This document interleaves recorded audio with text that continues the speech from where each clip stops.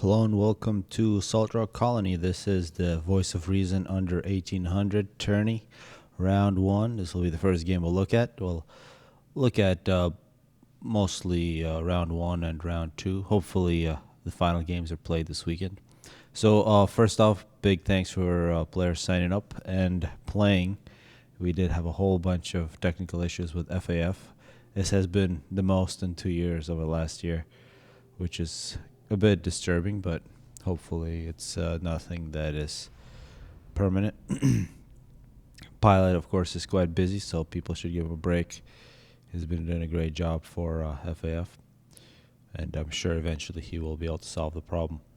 Looking at the build orders here between Golol and Rival Tempest, and I have to say that this tourney is not the elite tourney we had last week and the one we'll have next week.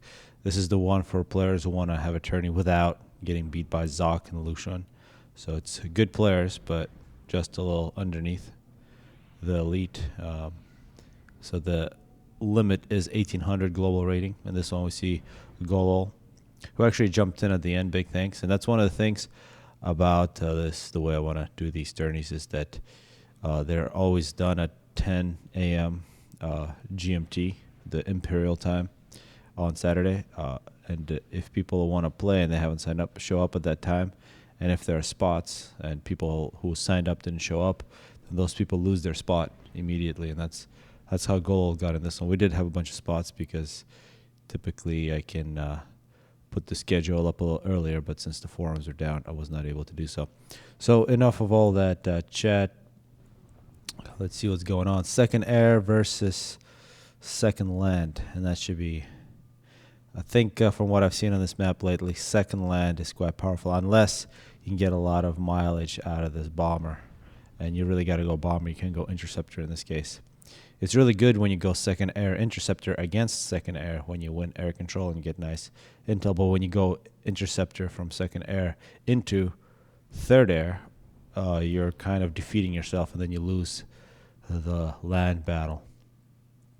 Although a second air is very potent against Aeon on any kind of circumstances. Well, not any, but it's more potent than against any other faction since one bomb kills the tanks. Expansion on this map is critical, as I'm sure people who watched the Elite tourney from last week realize. And we'll get to see how this map's played by players who aren't Zoc or Lucian. It should be quite similar, but there will be some key differences. But the battle over the top is critical since there's all this reclaim, many mass extractors. We'll see how quickly people break through the middle. And of course these civs. This is actually quite a bit of mass here, and it does look like Golol will get there first. And Tempest way ahead on power. There is something not right about the build order. Yeah, you can see when the build order is not strong when you got that going on. He is working off of 4 pigeons.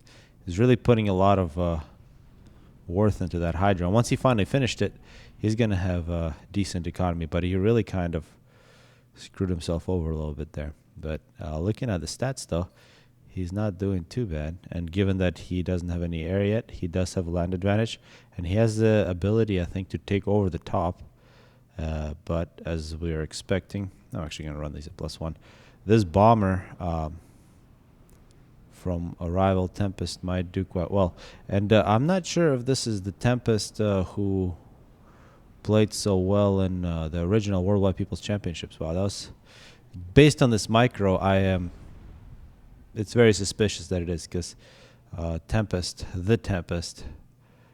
I guess should have checked if rival Tempest is from Ukraine or not.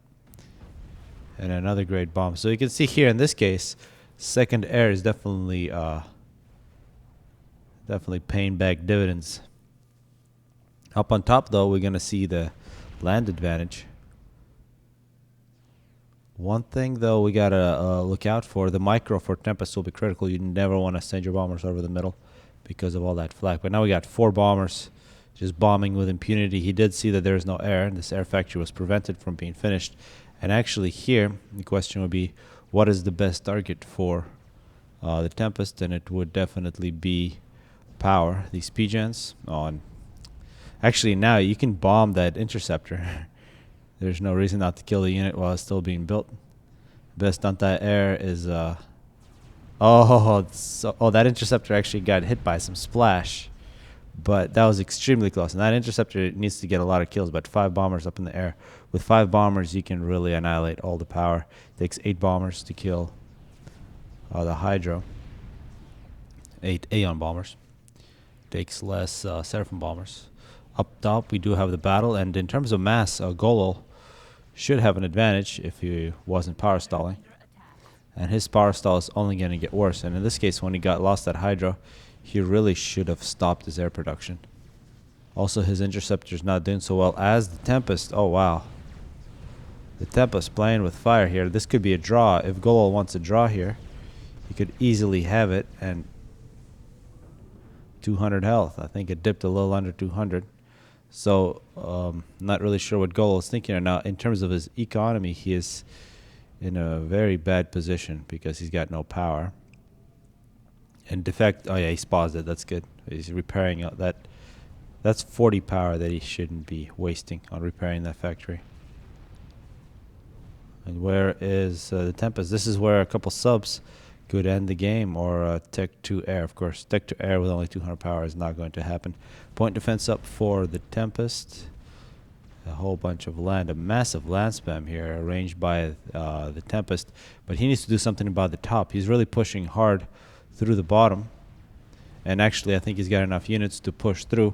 And here, Golol needs to be careful. He does not want to run to that point defense. But with this type of production, I think Tempest can take over the top. As air domination continues. This game has been really a good demonstration of air versus land, with air absolutely dominating. 6 kills. And now we are seeing Tempest begin to win land battles. And yeah, you can see as soon as Golol fixes his power, his mass shoots through the roof because he's got so much more of the map up on top. But that is about to change, and Golol needs to really use that advantage now, try to secure the top, point defenses, things like that. More power. You can see that Hydro back, because once he loses that advantage, it's going to be very difficult for him. And the fact that he's still power stalling, yeah, this is not what you want to have happen on your economy. And people watching this and who haven't played this game might think, well, that's silly. Why would you have an economy like that? It's actually quite difficult to control your economy while you're microing and while you're getting bombed, and if you didn't choose the right strategy and didn't counter properly, that's the kind of things you got to deal with. While up on top, we do see numbers, a lot of dead units here, so improper micro. Also, it looks like still a lot of reclaim left over. That's one number we haven't looked at. Golol actually might die here. I think he's going kind of crazy. 682 to 2,000. So Tempest getting a whole bunch more. And Golol, oh, yes, that's exactly what he's saying. He could have got a draw easily here and restarted the game. Just to remind, round ones are just best of one, so whoever wins makes it to round 2. The Tempest. Round 2 is going to be best of 3. Round 3, which is also the final in this format, is going to be a best of 5. So Golol is the first player out of this tourney. Let's move on. And I actually had to trick this. You can load in replays like that. People might have a question about how to do that.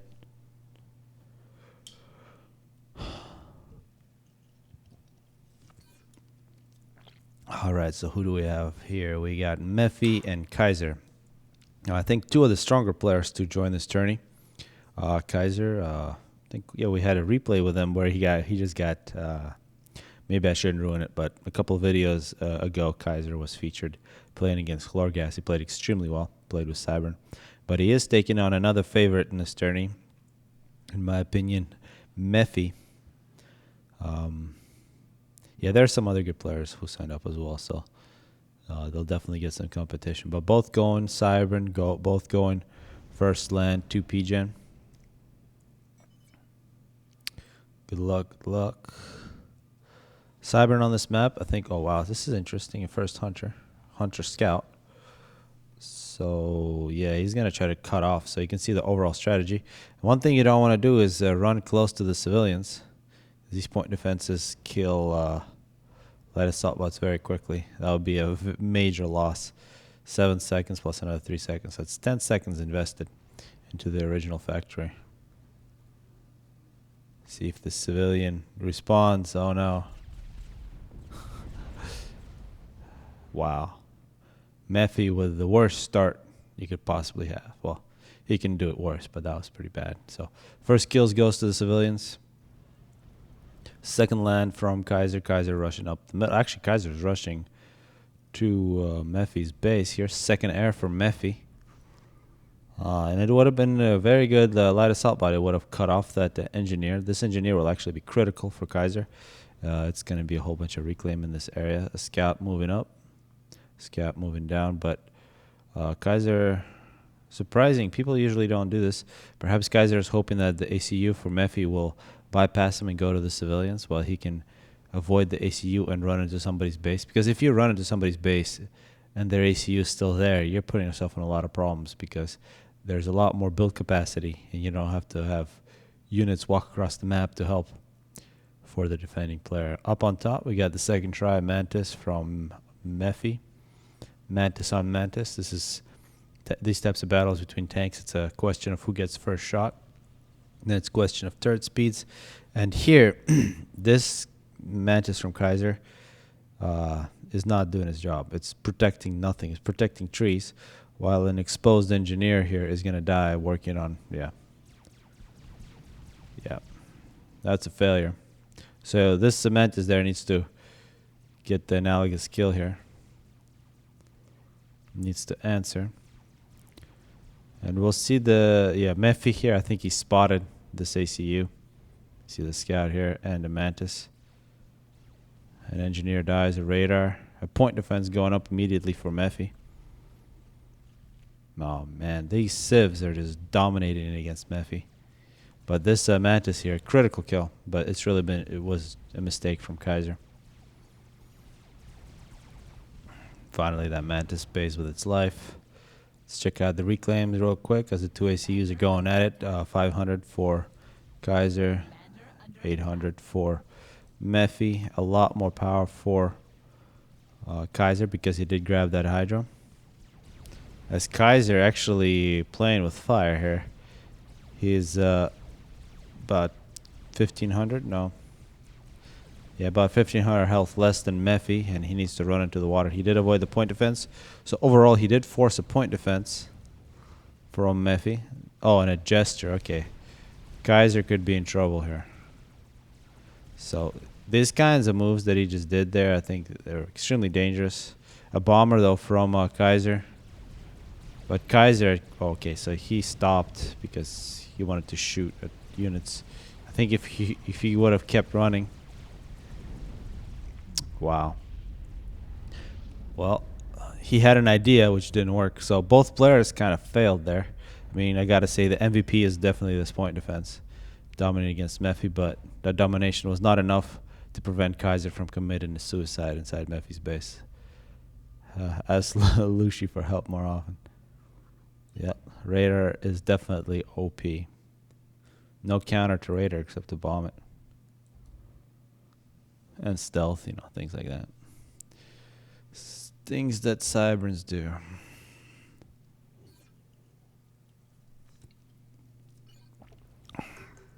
Lame versus Villy, and Villy likes to have multiple names, but as a general rule, your name is the one that you're using at the moment. He likes to be called Wild Green as well. And actually, Wild Green is a very good name, I will agree. But in this one, he is Villy. So Villy versus Lame. Second air from Villy. Good choice against Aeon. Lame, a whole bunch of land.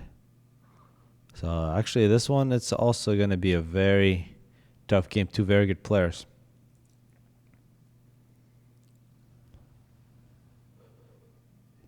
Yeah, I believe this...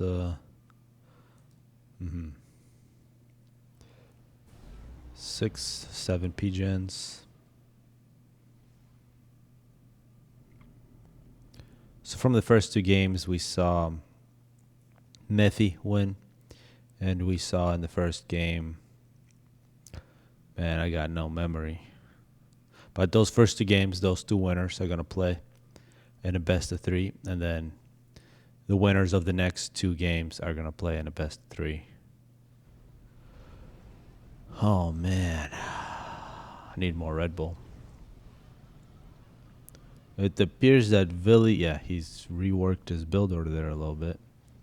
He's got a whole bunch of engineers. He's also fairly aggressive with the light assault pod. Hopefully, unlike Mephy, he won't lose it to civs. It looks like he won't. He's going to try to protect these civs from engineers.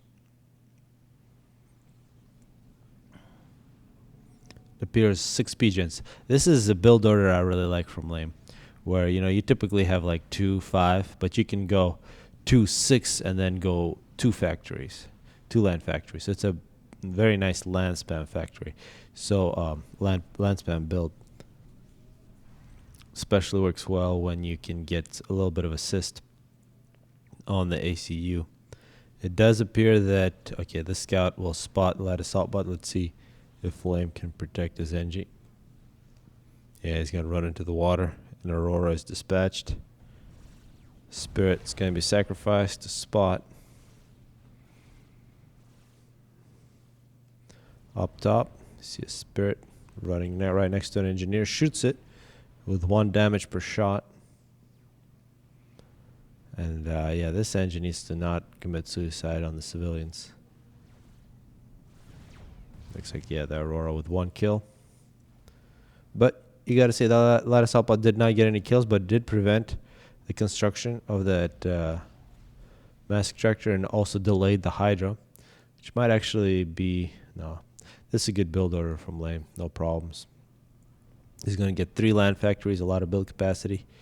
Meanwhile, the air factory is nearly complete for Villy. So you can see, because Lame is... Actually, it's surprising that Villy took so long to build all that. Well, it was all the 7 P-gens that he was doing. Yeah, so you can see the better build order from Lame.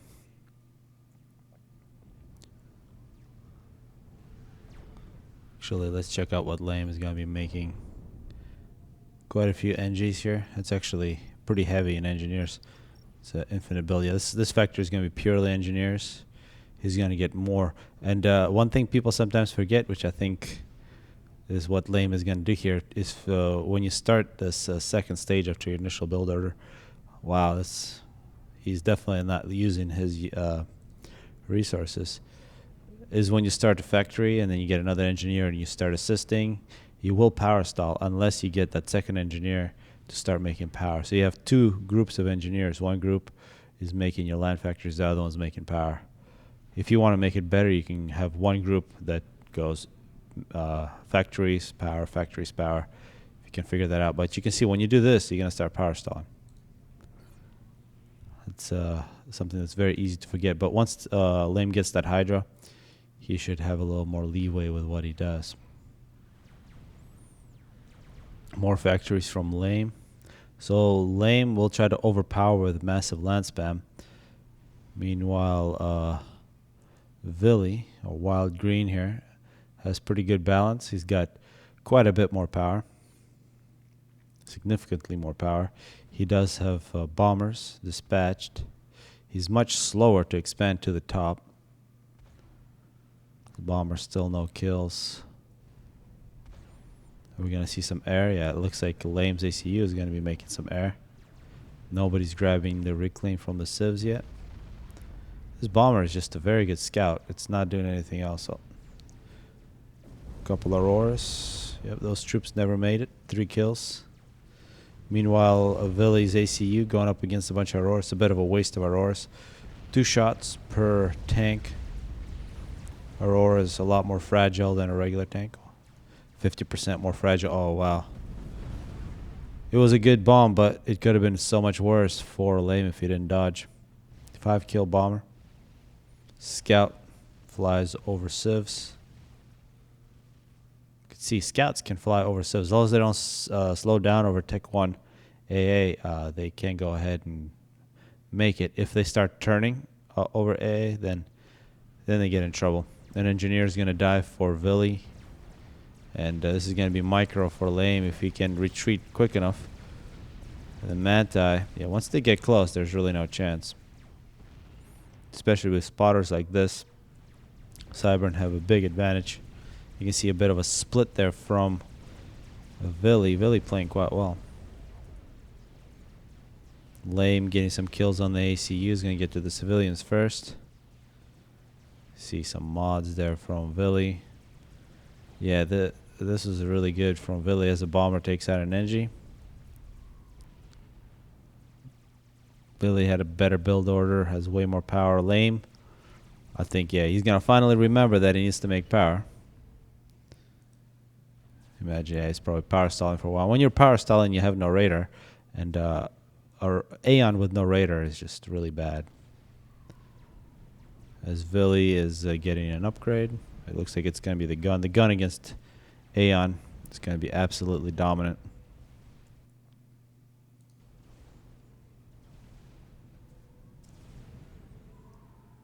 And up top, no engineers from either player. Pretty much a no man's land. As Lame continues to lead in terms of mass, but is unable to compete in terms of power. So many engineers kind of sitting there doing nothing, so not the best way to use your units.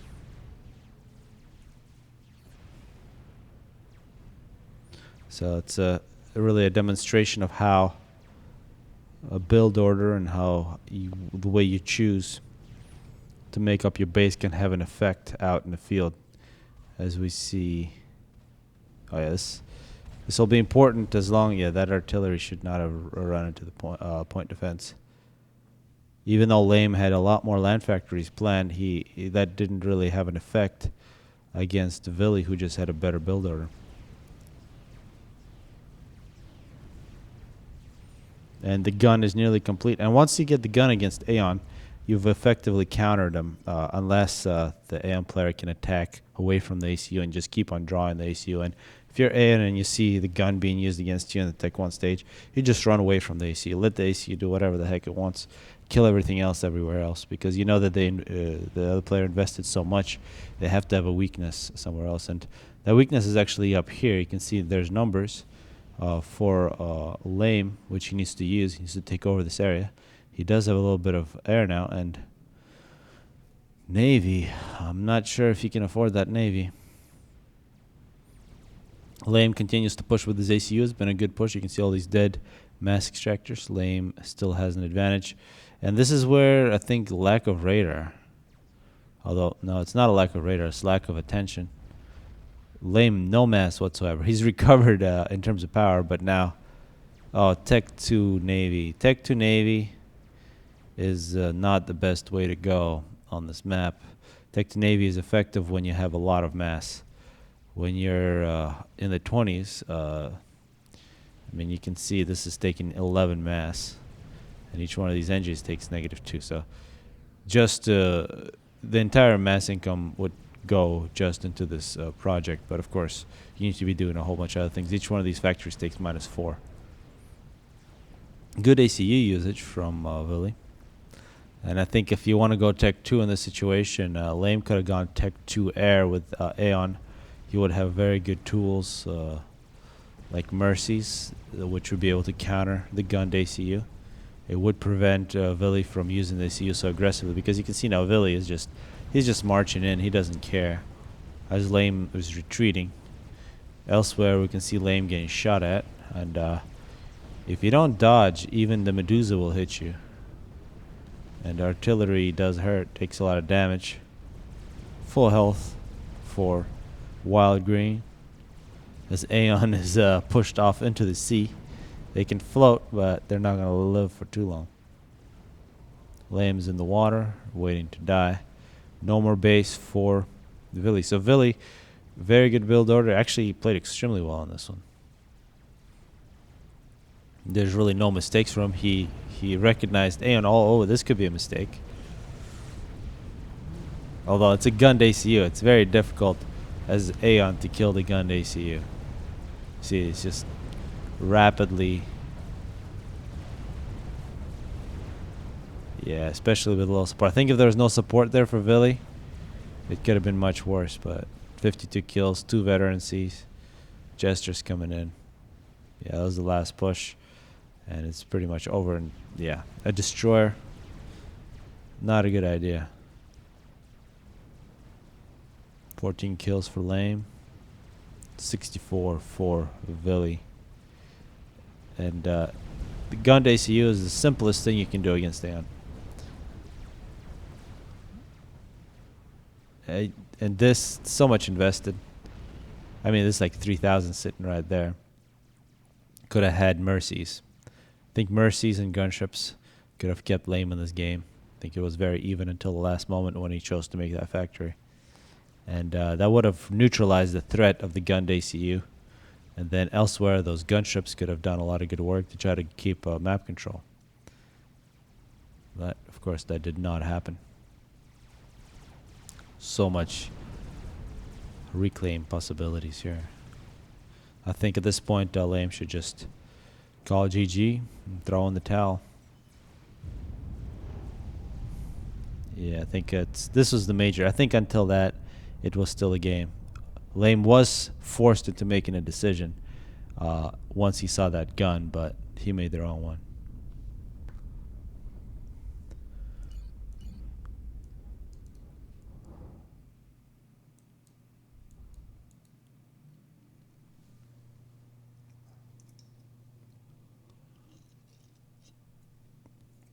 Oh, man, who was in the first game? Cinerali and Crazy Neth. This will be the last game in round 1. The winner of this is going to play Mephy. Sorry, not Mephy. He's going to play Wild Green, who just won. Lamer. Yep.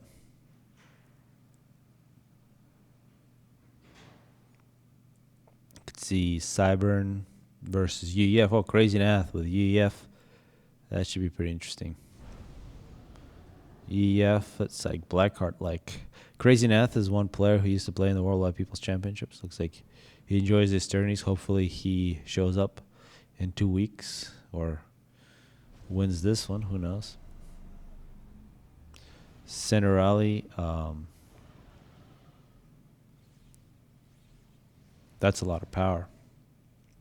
When you see things like that, you think this guy is rushing tech to air or rushing the gun. But that is definitely excessive power by Cinerali. We'll see how that works out. Early Mech Marine from Crazy Neth. Out of all the different Mech Marines, this one's got the most health. And actually, against tanks, they're all... Yeah, I don't know which light assault bot's better. But this one's got a really high fire rate. I'm sure somebody has an opinion of what's the best light assault bot. The flare is slightly different because of the lower fire rate. But the Hunter and the Mech Marine, the biggest difference is a slight difference in health. The Snoop versus Mole.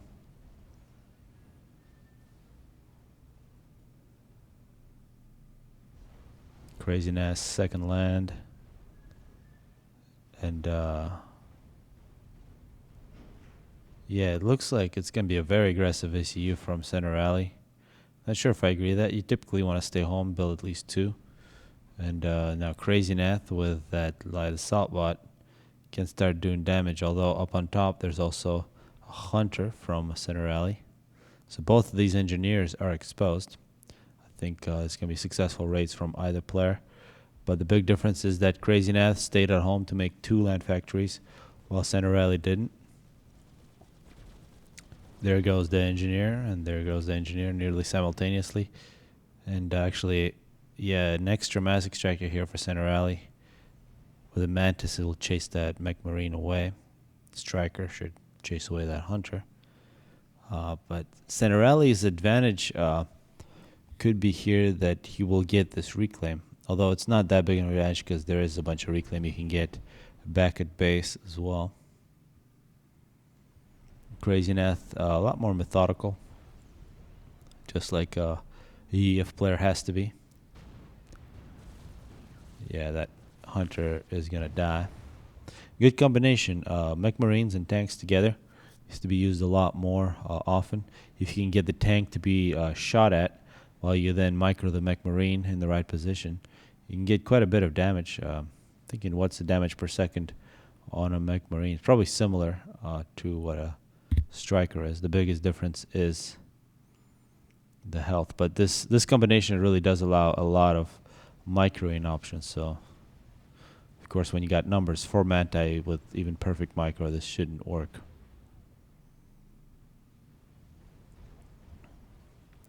Center rally, after grabbing all the mass, will retreat. And up on top, here we do see that combo. It looks like no losses, but one Mantis almost died. Another Striker coming in. This is where Crazy Neth needs to come back and regroup. Air now for Crazy Neth, who's working on his 5th land factory. Both players grabbing all the mass Strikers on the bottom. Crazy Neth with the Hydra, giving them a little more... wow, a lot of upgrading from Center Rally. Center Rally almost done with the Tech to Mass Strikers. This is where you want to do them one at a time. But yeah, you can see what Crazy Neth was doing. He's going for a tech build. He rushed with ACU. He built a lot of power with his engineers, and he took this reclaim and turned into a bunch of tech to mass extractors. It's just that he probably should have done it in a slightly different order. Although it's not critical. It looks like his mass is decent. The consequence of this should be that he should have less units, but he's actually doing quite well up on top. So it means that Crazy Neth is also upgrading, and this is what you don't want to see. Not like that.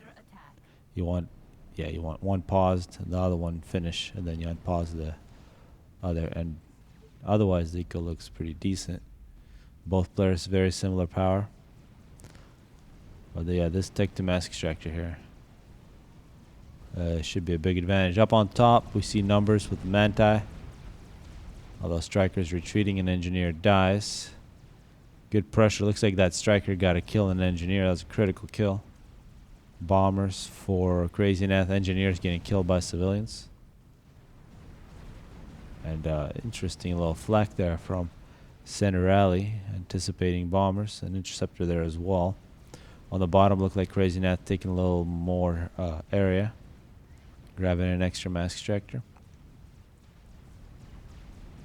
Up top, it does look like Center Rally kind of threw away his units. He had superior numbers for a while, but that's where you got to know when to stop and retreat, because now there's going to be a counterattack from Crazy Neth. Meanwhile, on the bottom, Center Rally could be at an advantage. Both players really building a lot of power here. And very even mass as well. Looks like finally Crazy Neth figured out he needs to pause that mass extractor. Should unpause it now. Never want to have mass extractors halfway built. It's a mass that's been invested, an investment that's not paying back. Wasted mass. Yeah, I think both players continue to make the mistake of attacking from a position where they shouldn't be attacking. Although here, the second wave from Crazy Neth should be able to win, and that's going to give him map control. He's got engineers on their way. Crazy Neth getting an upgrade. This is Tech 2. He may or may not be found out by Center Rally. Should be a problem for Crazy Neth.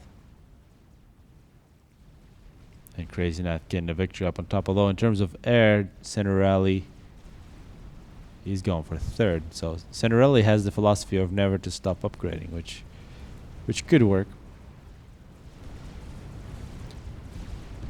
It is a bit dangerous, especially early on, but eventually it is good. Center Rally getting the land victory on the bottom. I think he can turn this victory into an attack. There is a point defense. As long as he avoids these point defenses, he should be in good shape. As Crazy Neth here could be caught. He's losing health rapidly, but he should be able to finish his upgrade. Up on top, we see Tech 2 land now from Center Rally. This is big with Rhinos out. I think now Center Rally should be able to win the top. Crazy Neth completes his Tech 2 at half health. Center Rally also lost quite a bit of health. with similar numbers. So Tech 2 land versus Tech 2 ACU. Center Rally also needs to watch out. Do we see Tech 2 land yet here? No. And also this is very annoying for Crazy Neth. And the fourth Tech 2 mass ejector for Center Rally.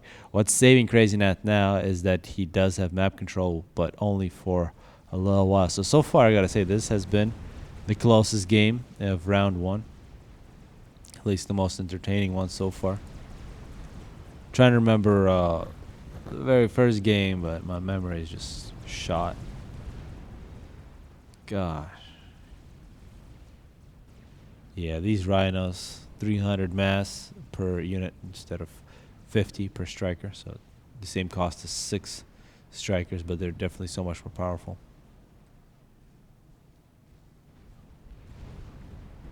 Center Rally retreats. Air domination by Crazy Neth. Tech 2 anywhere? Tech 2? Yeah, we almost got Tech 2 land. And once UEF gets to Tech 2 land, they do get the pillar. You get the most health per mass at the Tech 2 stage. But it is a little awkward. So with Micro, you can beat those. Especially the Medusa Rhino combo. It beats the pillar, which can't move even without getting hit by Medusas. But Medusas make it absolutely worthless. Crazy Neth with Tech 2 point defenses. And once he gets this Tech 2 point defense creep with the Tech 2 ACU from UEF, it is going to be a major problem for Center Rally, who will be forced into making some mobile missile launchers. Meanwhile, up on top, expected domination. We'll see how many kills these rhinos gets. Yeah, they already got 21 between them. And engineers for Center Rally, who is not going to get who should get a significant eco advantage. It'll be a question of whether or not he can stop Crazy Neth with his Tech 2 point defense creep. And one thing we're not seeing is more support factories, which is not good. You kind of want to slow down your Mantis production, switch it to either Tech 2 support factories or Medusas. Yeah, this is 26 kills. These Medusas need to be behind the rhinos. Actually, they need, yeah, there's no reason to let that live if you're Center Rally. Missed opportunity to kill it. As Crazy Neth is choosing not to make Tech 2 point defenses. He's kind of stopped this creep here halfway. As we're seeing pillars on the field, so we might get to see pillars versus rhinos. I think one rhino died there. 12 kills on this rhino. So you see the health there, 2,000. The pillar is 1,500 health, but the rhino costs 300 mass while the pillar costs 200 mass. Yeah, the rhinos. Oh, it looks like no, this rhino was still alive. 17 kills. He just ran faster than the other one. Center Rally getting the Tech 2 upgrade. That's the usefulness of that mod. And we are seeing mobile missile launchers. These will counter the Tech 2 point defense creep, especially with a really bad UEF TMD. This rhino, 16 kills, died. Yeah, nice counter pushed out the Tech 2 stage. Just not enough units up top. 20 kill rhino. And it's to change directions. Don't want to get hit by UEF already. A lot of reclaim opportunities. And a good move from Crazy Neth. Save an engineer in the water. They can come back, grab a lot of that mass really quickly. 7,000 reclaim for Crazy Neth. Only 4,000 for Center Rally. So Crazy Neth, big advantage on the reclaim and a lot more opportunities. Meanwhile, map control firmly in Center Rally's favor. At least for now. Only Tech 2, 3 Tech 2s. 4 Tech 2 mass ejectors for Center Rally. Still has that mass advantage. As we now see the gun for Crazy Neth. Crazy Neth, the UEF ACU, a feared weapon here. This is when you see something like this, the best thing to do is just avoid it. Because it is going to be very difficult to do this much damage. 18,000 health on that unit. Center Rally is going to get Tech 2 on his ACU. And probably do some Tech 2 point defenses, a lot of things of that nature. Tech 2 radar, that's probably not a good idea. As we're seeing, yeah, this should be an easy victory for Center Rally here once he pushes back. He just needs to have engineers standing by. And at this stage, it's always good to break through these sieves and go ahead and grab that mass. So it's such a big advantage. As Crazy Neth attempted to make a take 2-point defense, unable to do so. Center Rally take 2-point defenses. And a rather big force now on the bottom from Crazy Neth. And yeah, this is where the Rhinos are just going to run everything over. No chance. Looks like this Rhino's still alive. The 23 kill Rhino is from that original group. He's got some buddies this time. Yeah, it's an excellent unit. As Crazy Neth continues to push, Center Rally could be in trouble. He is a bit isolated all alone here against a very powerful ACU. Take 2-point defense for Center Rally. Just might bite the dust. See, this ACU does that. He's just getting shot, doesn't care. A lot of build capacity here for Center Rally, so she should be alright. But Crazy Neth just getting veterancy left and right. Center Rally full health, 39 kills. Up top, big opportunity for Center Rally. Needs to kill all these engineers. Nothing protecting the stop. No reason to let Crazy Neth get that reclaim. Crazy Neth now at 9,500. And actually, I think Center Rally here, if he wants to actually go ahead and attack, a couple Fire Beetles would have been a good move. As we're seeing a lot more support factories for Center Rally. Should make his land forces a lot more powerful. And Center Rally may have overextended. Crazy Neth, 68 kills. You can see maximum 21,000 health for Crazy Neth. That's what happens when you get a 4-star UEF ACU. Center Rally, Cyber ACU maximum is 1,600. And this is only 7,000 health. So Crazy Neth can just move in. Really, the only way to stop Crazy Neth here is stick on point defenses to slow him down, or Fire Beetles to rapidly take down his health. Otherwise, this is what UEF can do to you. They're very slow and methodical, but once they get to you, they just have way more health at the ACU level. Center Rally, 57 kills. Up on top, finally the push was made, but there's going to be a counter. Similar numbers. Let's see if this hero can do something. And Center Rally, so low on health, 57 kills, continues to get shot. I think Crazy Neth here could finish the game if he just continues shooting Center Rally, although Crazy Neth now going down to 11,000 health. Yeah, this unit's still alive, although now it's going to be a counterattack by Crazy Neth up on top. Crazy Neth, 85 kills. Center Rally pushing. I think Center Rally is not in a position to push here. A lot of pillars in support. Even though they're both yellow, these are very different yellows. Oh, I guess they're a little closer than I expected. I think this is now a 5-star ACU for Crazy Neth. I need to get all my stats back from Gaz UI. So, yeah, I don't have the Gaz UI anymore because it's now been implemented, but I need to play with the options a little bit. Center Rally now. Big disadvantage. Yeah, I think he just couldn't compete against EEF. That was really the big difference. Let's see this 25 kills on that Rhino at the end. Very well played game, 20 minutes, but Crazy Neth moves on. He's going to be playing against Wild Green in round 2. Yeah, really quickly want to check what I can do with these options. I want full unit stats. Yeah, we definitely don't want that.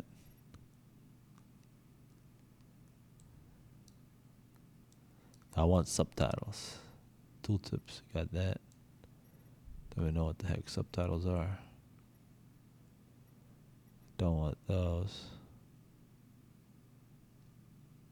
Yes, I have that. I want to see what the regeneration rate is, and for whatever reason I can't see it. What the heck is middle click avatars? We'll put that on.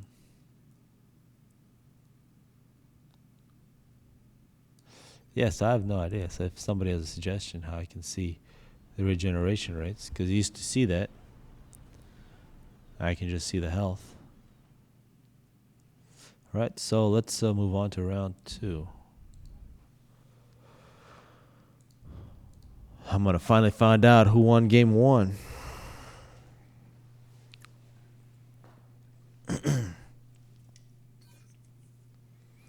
Oh, I have the Storm. Excellent map. It was rival Tempest. Oh, the Tempest, of course. With his bombers, he was dominant. It's Aeon on Aeon first game. It was a whole bunch of land against those bombers. Yeah, not the best. Yeah, and Golol played him. Not the best build order from Golol. He kind of power stalled a lot.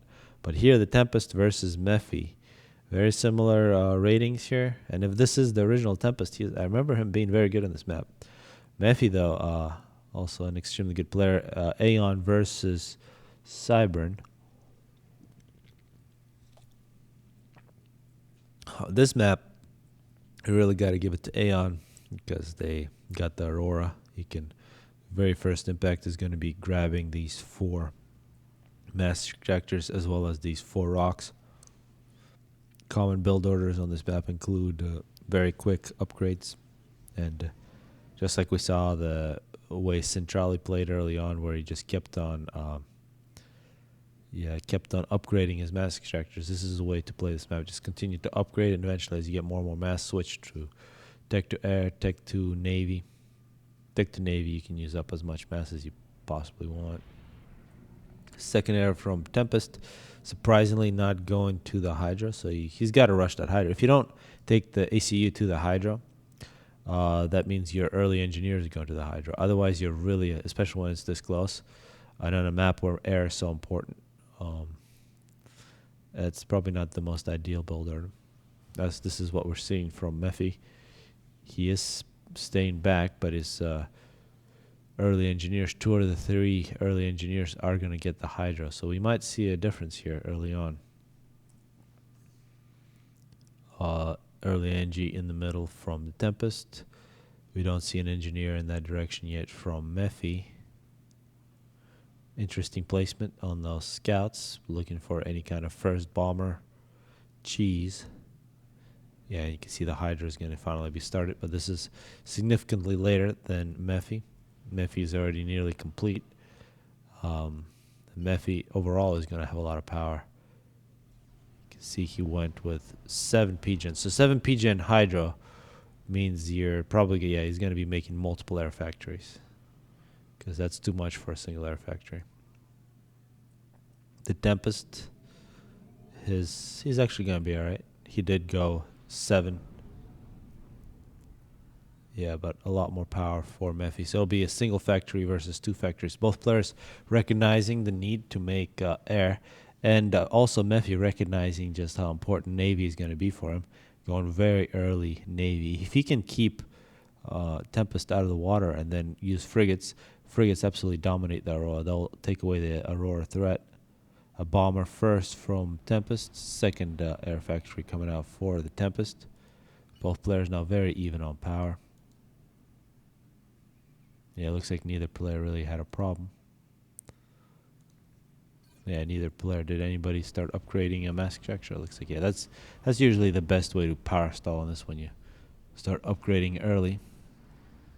And if you're not upgrading early, it probably means you're not using up all your mass, because you can reclaim a lot of that mass. As we've seen a Jester and a Bomber. There's Bomber, no kills. Now a Jester.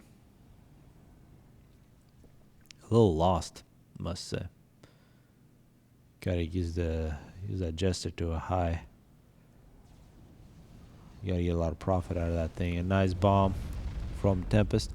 Tempest is very good using his bomb. So a good kill by that Jester, just single engineer in the middle, but I think that Jester probably should have done a little more. Probably will see an air fight here shortly. A lot of air units from both players. 3 air factories from the Tempest. Alright, this is getting serious. A 3rd air factory is planned for Mephy. And looks like, yeah, the Tempest is going to come in with a superior air force into the middle. This is where these inties were really not paying attention, and I think this is what not to do, is to send your units in group by group, and Mephy will pull back. And these are excellent spirits. This is one of the big advantages for Aeon on this map. They have these scouts, they know exactly what's going on. They have, Yeah, they know how much air there is. They know that there are submarines coming. So, given that there are submarines, Tempest needs to get into the water. Yeah, this submarine is already in the way. This could be problems for Tempest. Looking at the ACUs, looks like they're going to meet in the bottom corner, the top corner. Basically no man's land, except for a single mantis. And looks like early on a big advantage in terms of mass for Tempest. And really the reason for that is these mass extractors. Looking at this map, you start with 4 mass extractors, and then there's a 5 mass extractor expansion to the top. So this expansion is critical, and looks like Mephy neglected it a little bit, or perhaps some of those engineers killed by bombers had the plans to grab those mass extractors. So some of your early expansions should definitely include that. Another gesture for Mephy. You can see Mephy's overall strategy. Oh, if he gets that drop, it's going to be a big advantage for him. Is strong air gestures, and yeah. No matter how good your strategy is, if you send your gestures into a cloud of interceptors, it's not going to work. And yeah, the Tempest just spamming air like crazy. As we see this submarine, making sure that no Navy is started by Tempest, at least not at his original base. Yeah, 3 air factories now from Mephy, but he's now so far behind, it's very difficult to recover in such a position. Although now Mephy with a successful drop, a nice target for some bombers. Bombers out for a Tempest, but not flying in the right direction. Mephy pushing up. Tempest could get himself in trouble here. Yeah, and the fact that the Tempest has the middle is giving him somewhat of an advantage. Actually, now with 4 mass extractors, that's what's giving him that 4 mass advantage. Otherwise, he would be he's now up by 8. So purely those 4 mass extractors. And now this battle will be important. Mephy not walking up far enough. He needs to come in and prevent that factory from building anything, while Tempest needs to recognize there is an ACU. I think these 2 ACUs don't know that they're not right next to each other. Now they just found out. So both need to get some intel here. You can see some Tech 2 mass extractors now from the Tempest, who I think in this situation where he has such good air control, going Tech 2 air would be a good idea. Otherwise, you can see in terms of Navy, he is in a bit of trouble. And Tempest hiding in the water is not a good idea because he has no submarines. Up on top, we do see domination from Mephy. He did get that successful drop. And it should be an important battle over those rocks, but neither player is sending engineers there yet. As the Tempest, are we going to see these submarines get sent back? Significant air force being built up by Mephy, but still is not big enough to challenge Tempests unless there are mistakes. And quite a few bombers here just sitting there doing nothing, which is annoying. Frigates from Cybern. That's one frigate you do not want to neglect, the anti-air of. Quite potent. You don't want to just leave your air units under or over it. And in terms of map control, now that Tempest was knocked off the bottom corner, it is going to be shifting in Mephy's favor. Mephy getting some upgrades. It looks like he's getting his first Tech 2 mass extractor. But the lack of Navy from Tempest is quite disturbing. I think another drop coming in from Mephy. These frigates are going to be a huge nuisance. As we are seeing Auroras from Tempest from the middle, he's got a lot of Aurora factories. So Tempest sticking to Tech 1, using the Aurora threat, getting air control, getting a lot of bombers. But you can see Mephy positioning himself to counter. He's building up an air force and has frigates all over the place, and now does have map control. He's just a little behind on upgrading, although now he is actually pushing up ahead. With this engineer right in front of a whole bunch of units stealing mass from Tempest, that's a bit inexcusable. The numbers on the reclaim, 2,400 for the Tempest. Mephy, 3,200. Significant advantage and so much mass in the bank. I think when you're in that position, when you get into these numbers, going Tech 2 Navy is not such a bad idea. Or actually, in this case, he can just spam frigates really all over the place. They do provide good intel. They provide, you can see they do have their radar. So they provide anti-air and they provide anti-aurora. Mephy all alone. And here, this is where tech-to-air from Tempest would have been excellent. A couple Mercies could have ended the game already, given this air control, because we've been staring at this massive air force in the middle for a very long time without too much of an effect. And actually here, these gestures, killing defenseless Auroras, quite inexcusable, as Tempest chooses to split up his air force, which could be a dangerous move. Well, some of these Manta made it all the way to Tempest base. And things are really collapsing up on top for Tempest. He lost too many Auroras, and now the land forces for Mephy should be able to push through.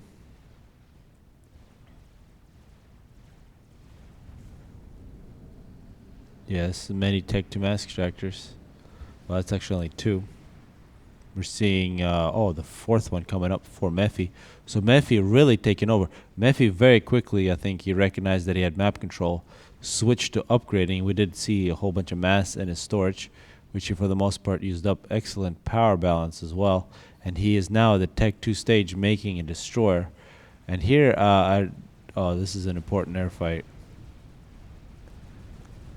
Yeah, Tempest was a bit disorganized. I think he didn't have all of his air units in one spot. But it'll still be fairly close. A couple anti-air flags here would be good. It would be extremely close, but Tempest might actually still win it. But his air advantage that he had a few minutes ago is really not nearly as potent. Jesters continue to harass. Yeah, it does look like the Tempest has retained his air control. That's one thing he's had the entire game. Meanwhile, Manta up on top, absolutely dominant. Emergency point defense is going up for Tempest, and a destroyer is nearly complete. This destroyer is really something that will be very difficult to counter for the Tempest, given that he's attempting to make some navy, but it is being countered. And actually, Tempest here with a destroyer. The destroyer just might end the game. And we're also seeing Tech 2 land. Some Wagners. I think the Tech 2 land is here just because Mephy has that big advantage. Although now Mephy, somehow he has slipped back in terms of his mass production. Yeah, he's power stalling like crazy. I'm not really sure why. Yeah, he needs to stop all that air because he's really killing his economy. The destroyer's out. The destroyer can come in here. He's going to get a lot of kills. I think the destroyer could be the game ender, and just one reason to make the destroyer in this case versus cruiser is that destroyer has the submarines and will force Tempest out of the water. A cruiser would be probably better given that Tempest had air control. He really clean up. Although now this destroyer, the Cyber Destroyer, does have significant anti-air capabilities as well.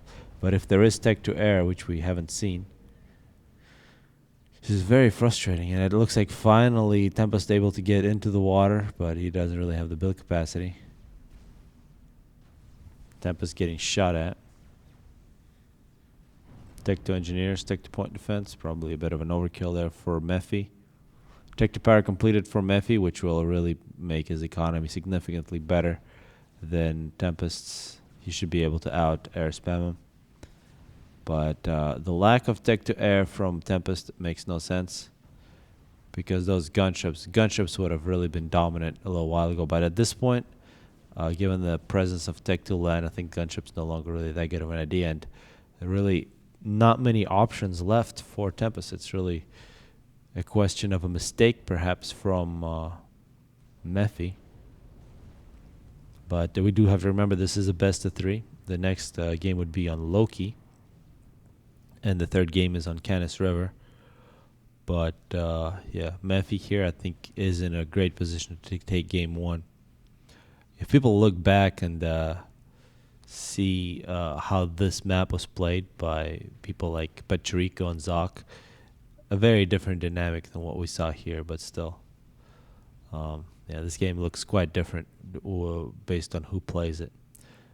And to play like Zoc and Pachirico, it's really quite difficult. has Tempest. I think he's just waiting to get killed, so I will speed this up. Oh, finally some tech to air. We got to remember, Mephy was sitting here waiting to get sniped by some Mercies. There were opportunities for Tempest to win. As now we see a tech to transport.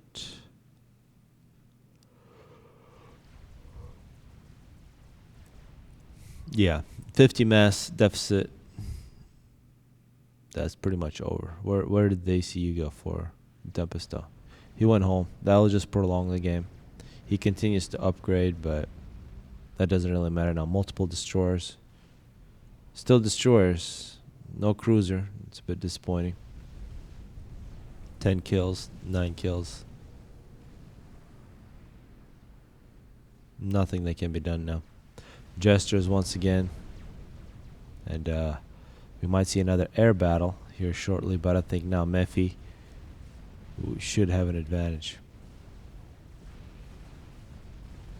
And these bombers, are we going to see Tech 1 bombers versus Destroyer? I don't think they dropped anything there. That was a massive waste of units. And we're also seeing gunships versus destroyers. And gunships versus destroyers is a good idea unless it's Tech 2 versus cyber destroyers. And it's also a bad idea when you've just lost your air. So Tempest has now lost air, navy, and land. Next thing is for him to lose the ACU.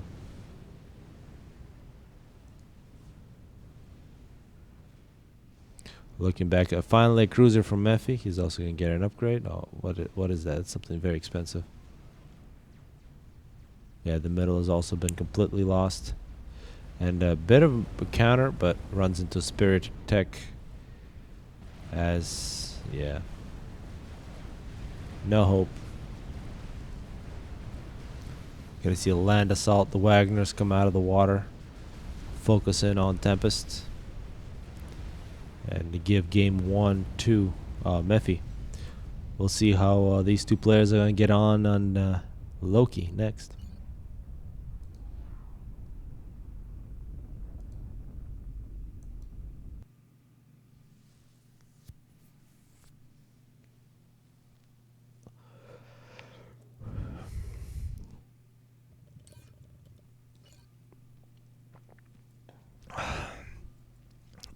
Once again, Aeon versus Cyber. And I think, well, Aeon has some advantages on this map, but overall Cyber is a bit stronger. It's a map of expansions. Cyber with their speed do have an advantage. Aeon can use these spawns to some effect, but that effect isn't that big. But Tempest is a big fan of Aeon, which is cool. When Aeon are strong, they're dominant, but when they're nerfed, right now they're in a period when they've been nerfed, they're just a pain to play against, especially lately when people are really learning how to use air. Most average players are very good with air. As we're seeing these two players, they're a little better than average, but the bombing micro from these players was excellent.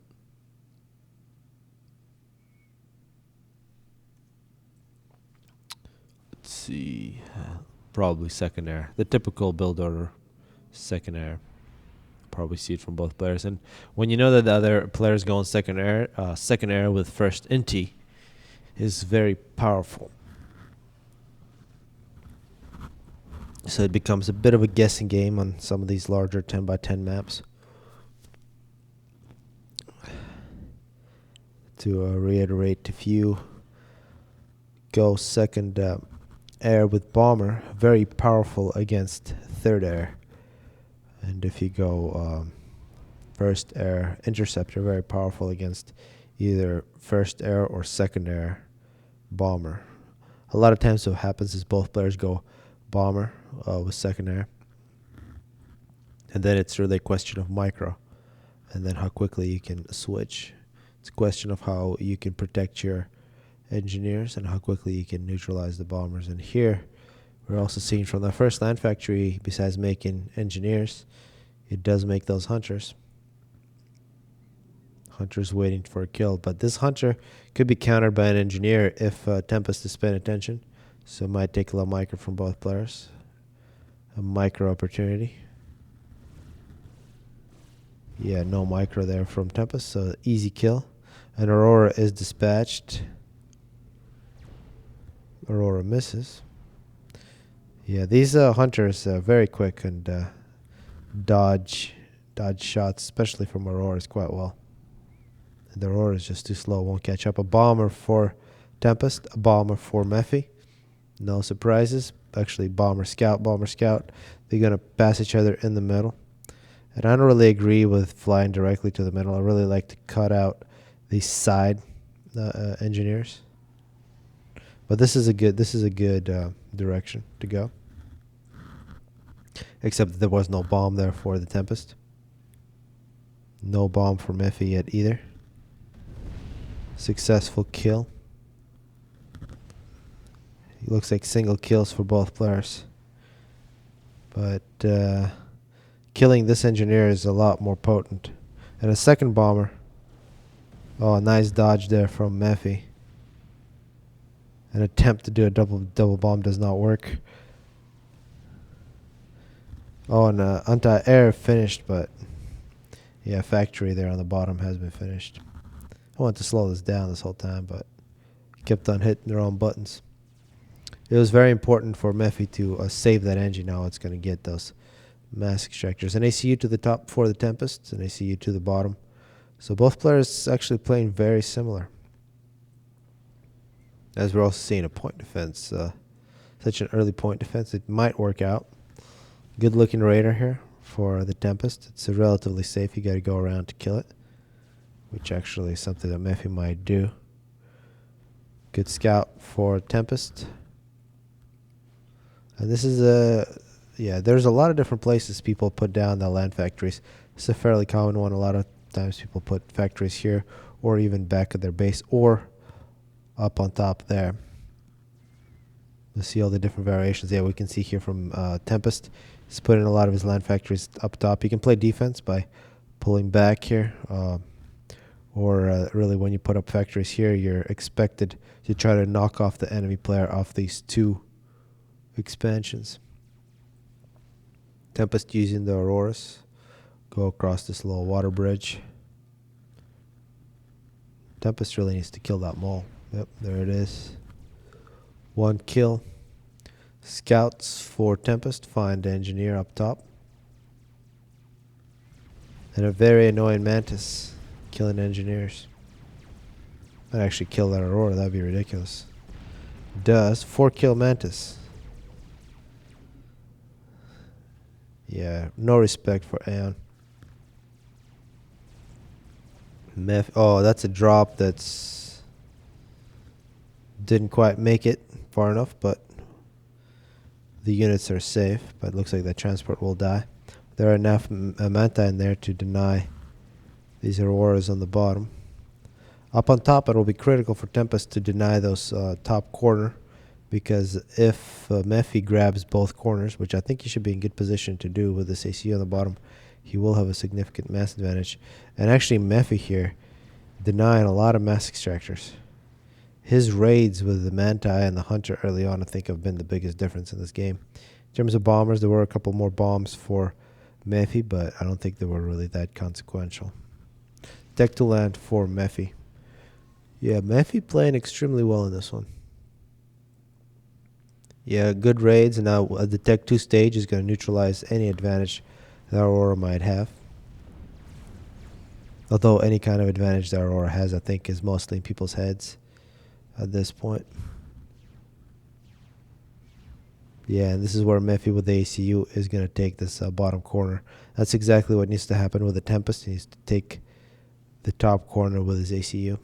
Because especially if he scouts, he sees there's really no build capacity here, which means that both this corner and these three mass extractors should be prime targets. And with Aeon, he should be able to take that as well. Elsewhere, he does have all these factories, so he should be able to play defense. He probably won't be able to hold on to the bottom corner, but actually Tempest could be in a fairly good position to grab map control.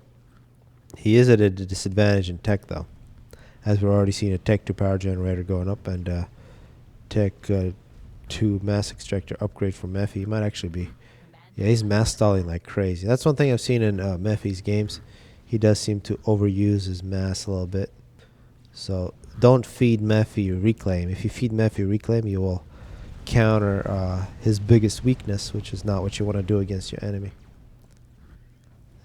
Timely point defense, 6 kills for Mephy. No tech 2 yet for the Tempest. And for Tempest, I think the biggest weakness, at least from the last game, I think maybe even the game before that, although against Gogol it was quite dominant, he doesn't seem to want to upgrade. He sticks to tech 1. And also in this one, even though I think it should be clear to him that there's been tech 2 for Mephy for a long time, he's still sticking to tech 1, and attempting to use tech 1 against tech 2 is going to fail eventually. And also the fact that he's not grabbing that makes no sense. Mephy now really running away with the economy. Yeah, once he finishes that, he's going to be in a significant advantage. And the fact that Tempest hasn't grabbed these makes very little sense given the big presence of engineers. Grabbing empty mass extractors is almost as important as grabbing reclaim that's right next to your base. And really both are critical. As we're now going to see hoplites and bombers. See if Mephy can put up a clinic on what to do with Aeon. You fly air over him, bomb him, and then use range. If you would get the gun on his AC, it'd be the complete set. Yeah, and from the last few minutes, we haven't seen anything. I wouldn't be surprised if Tempest is actually like in the kitchen getting a drink or something right now, because he's actually not doing much at all.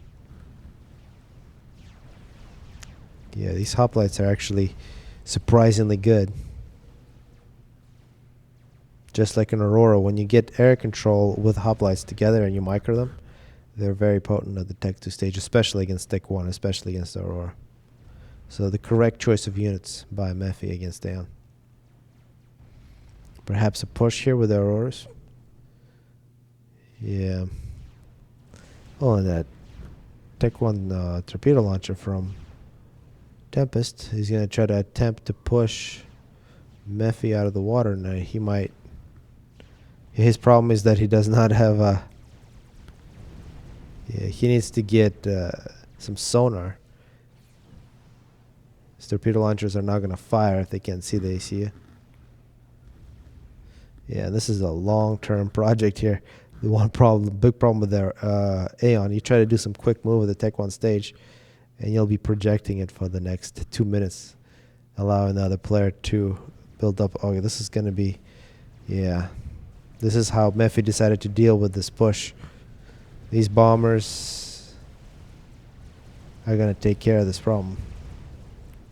Be a lot of reclaim. As we continue to see hoplites dominate.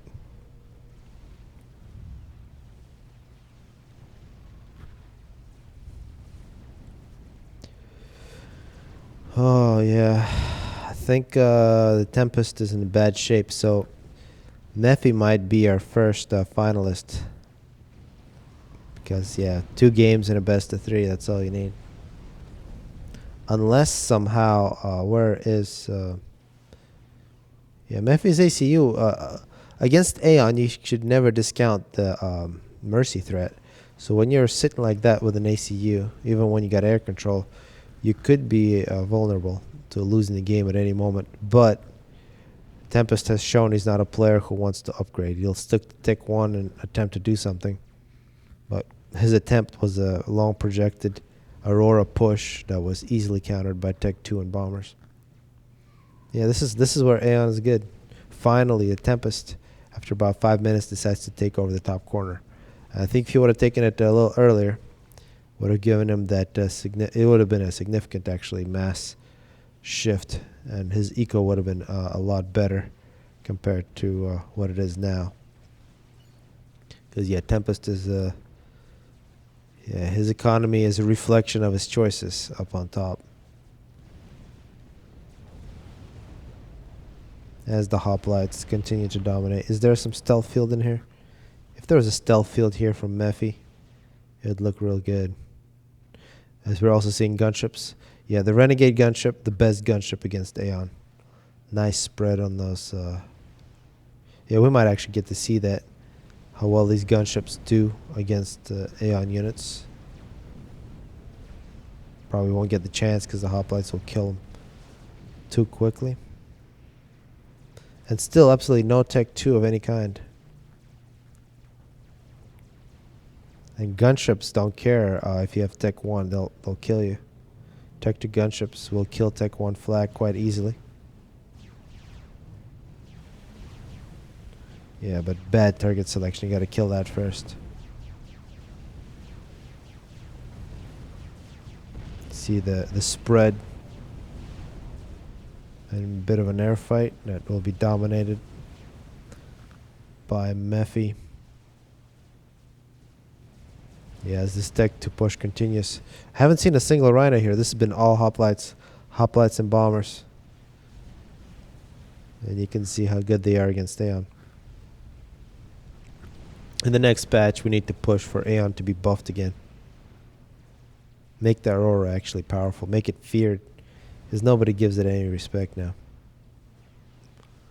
The ACU for Mephy running back into the big pond behind his base.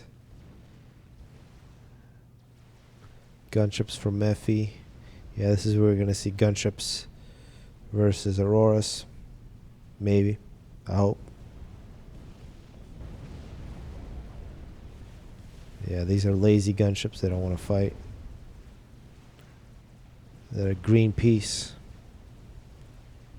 I guess Greenpeace will be Wild Green, who's going to be playing in the next semifinal coming up after this game. Since I think it's pretty clear that Tempest is going to lose.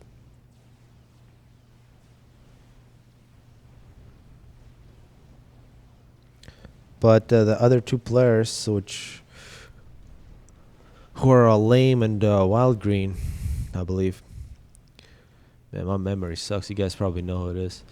Those should give a pretty big challenge to Mephy in the final. We'll have to see who it is first. Oh, it's Crazy Neth. Sorry, it's Crazy Neth has also played quite well. But Crazy Neth and Wild Green. Yeah, you can see gunships don't really care. Now a couple torpedo bombers, and this game will be over. Yeah, no chance for Tempest.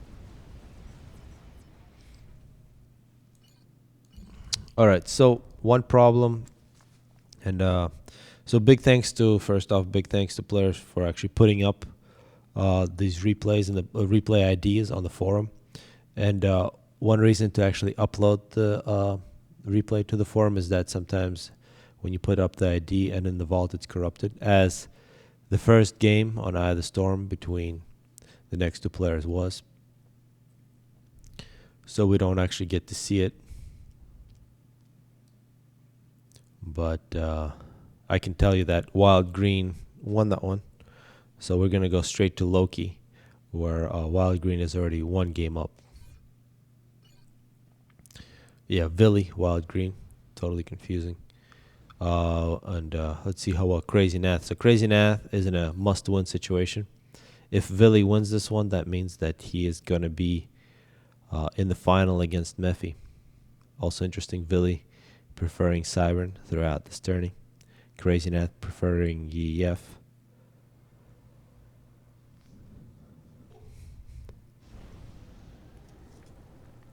And I think Crazy Neth versus Centrali was one of the more entertaining games. So hopefully we see similar things here. And in that one, he did beat a Cybern player with just sheer power of the EF ACU. Just too much health on the ACU. See what kind of strategy Crazy Neth choose to employ in this one. Both players very similar. Very aggressive. Scout, McMarine, Snoop, Hunter. With the proper micro, a Crazy Neth should win this. But if he runs in with a Snoop and loses it, he will be now at a disadvantage. So this is where it was critical for Crazy Neth to see that group the hunter and then pull back and then re-engage with the McMarine. So now this McMarine needs to protect this NG.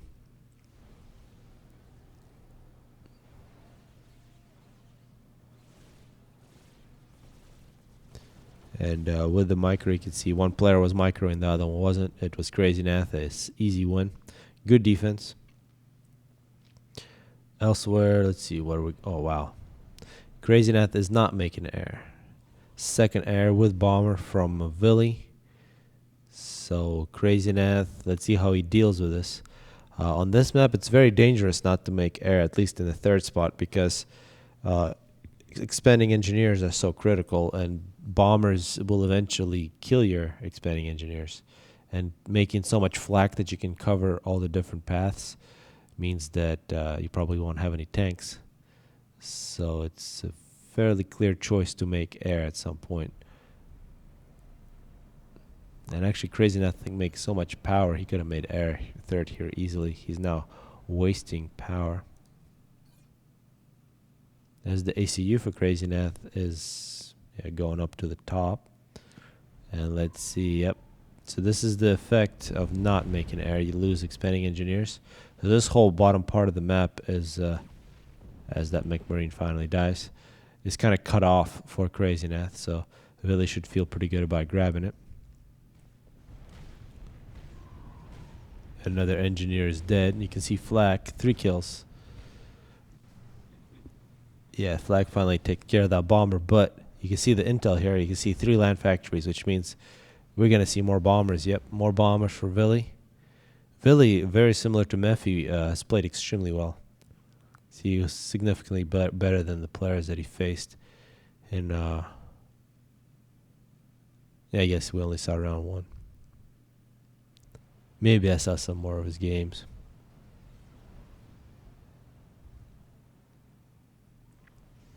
Yeah, and Villy, he's got a very good group here that's going to cover the engineers. You can see this is the multifunctional group. It's also attacking for any expanding engineers, and it's covering the engineers grabbing this bottom corner. Meanwhile, to the top, you can see the ACU for Crazy Neth. He's going to grab the top corner, at least these 3 mass characters, and eventually will expand to the top. And given that he's facing UEF, it'll be very difficult for Crazy Neth to actually cross that water. Another bomber, Villy. Yeah, Villy has got a good target selection with his bombers. Engineers that are far away. And this is going to be critical. Mantis versus Striker. I think those Manta need to pull back and kill that Striker, although he probably feels like he'll be able to finish that factory in time. As the Manta continue through, they will kill an engineer. And Crazy Neth taking a very direct route. He's going to go directly at Villy's base. So Villy here needs to recognize there's an ACU close. He's got a lot of build capacity, and he's going to start point defenses. And here, it's a fairly easy place to defend because it's basically this position where you can come up. You can't jump over this cliff. So well-placed point defenses will provide a lot of time for you to play. Crazy Neth here with an artillery, Lobo. That'll be critical to take out. Actually, in this case, if you're good with your bombers and somebody's doing this to you, go ahead and use your bombers to take out that arty. Point defenses with bombers are a very good counter against artillery. Crazy Neth getting pushed back. Elsewhere, it looks like numbers for Villy. Villy needs to get a factory and then take over the top corner. But of course, Villy is busy making point defenses in his own base. Crazy Neth, 9 kills. And yeah, there's that Lobo. You don't want to lose it. Good micro from Villy. Nice overcharge from Crazy Neth. But superior numbers. And you can see this clump. You can see Villy is very good at micro. Villy's good at target selection. Yeah, it's going to be a good match for Mephy in the best of 5. Oh, that was a nice Lobo fire. If the Lobo was a little didn't fire only once every 10 seconds, it would be a deadly unit. More land factories, and I think a couple land factories a little closer would really help for Crazy Neth, because when you got land factories and you got your units having to make this trek all the way across, which is probably taking something like 40-50 seconds, it does give you a big disadvantage. A lot of reclaim available now for whoever wants to grab it, but so many point defenses for Vili, who is now a bit low on power. He's actually power stalling like crazy, and that's one of the things that will happen to you when you make point defenses, which do take quite a bit of power. And air. So why don't I get the tooltips when I go like that? It makes no sense. Whatever. Crazy Neth has done a significant amount of damage. He's actually cut off Vili from his base, and this is where, if Crazy Neth takes all his factories and puts a move order right there and takes his ACU to Vili, he could actually win the game. And given that he has so much air, he should be able to give enough air coverage.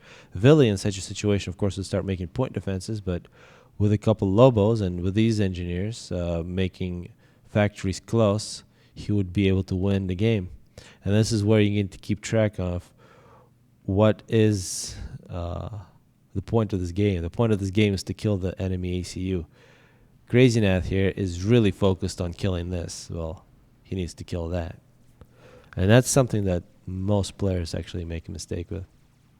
Quite annoying to realize that you've been doing that after the game. Looks like Crazy Neth is getting an upgrade. Crazy Neth making a push elsewhere. This is a lot of Medusas. This could be very dangerous. These Medusas can wipe out that entire force fairly quickly. That actually could stop this upgrade. And if Vili can stop that upgrade,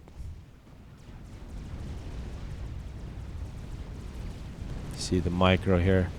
Yeah, the Manti running in ahead right in front of the Medusas to protect the Medusas. Beautiful play from Vili. Vili needs to join the elite tourney next week. People need to sign up. It's right now it's at 8 players. We got more signups than 8. But if we get something like 20 signups, we'll expand it to 16. So it looks like Crazy Neth has had to cancel his upgrade.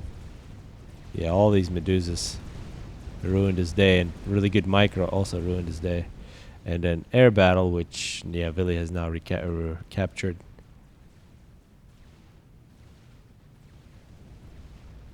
Who is Wild Green? This guy is really good.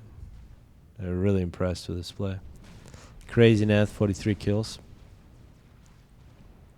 I mean, I've heard the name Wild Green for the last few years. It seems it's definitely a player that has been around, but I never really saw how well he's playing. I really haven't seen any mistakes, and the micro that he's shown has been excellent. And now here we got Gestures. A little bit of flag here, but really insignificant. Yeah, Crazy Neth finally has some troops to defend his ACU with, and if there are a couple Lobos, yeah, there are some Lobos. But yeah, these Gestures I think are enough to kill any Lobos that are available. This is where these Gestures need to come in and kill those. Will buy a lot of time. As Vili has now really put up a base, I think. Oh, and Tech 2. Very strange selection of where to put your Tech 2 factory, but nonetheless, there is now Tech 2 land on the field for Crazy Neth. Looking at the eco, very similar mass, but in terms of power, Crazy Neth, I don't think he's made any power in the last 10 minutes. Which is fine, he's got plenty because... Yeah, no, it looks like a point defense was lost. Crazy Neth under Jester fire. He's going to start an air fight, which I think he's going to lose. And yeah, this point defense is critical. Yeah, and I guess with enough Gestures, Crazy Neth loses. So we didn't get to see the game one, but Crazy Neth lost both of them. So in the final is going to be Vili versus Mephy, and those games should be played hopefully today or tomorrow on FAF. and hopefully it's all stable. And we'll definitely bring that to you. Maybe we'll do some dual cast, something along those lines. But hopefully people enjoyed this